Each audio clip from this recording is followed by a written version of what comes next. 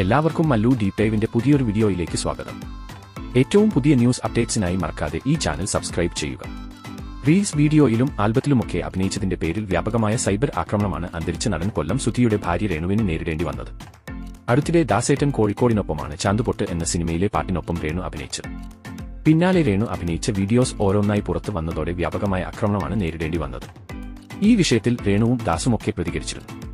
ഇപ്പോഴിതാ ഒരു യൂട്യൂബ് ചാനലിന് നൽകിയ അഭിമുഖത്തിലൂടെ വിവാദനായികമാരെ വെച്ച് അഭിനയിക്കുന്നു എന്ന ആരോപണത്തിന് മറുപടി പറയുകയാണ് ദാസേട്ടൻ കോഴിക്കോട്.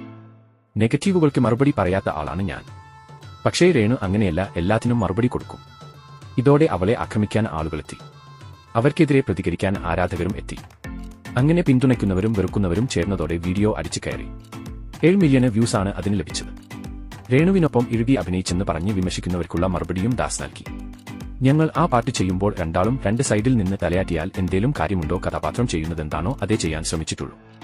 ഭർത്താവ് മരിച്ചാൽ വീട്ടിൽ ഇരിക്കണമെന്ന് രേണുവിനോട് പറയുന്ന ഈ ആളുകൾ അവർക്ക് അരി വാങ്ങിക്കൊടുക്കുന്നവരാണോ? നീ വീട്ടിലിരുന്നാൽ മതി കൊച്ചേ, എല്ലാ സാമ്പത്തിക സഹായവും ഞങ്ങൾ ചെയ്യാമെന്ന് ആരും പറയുന്നില്ല.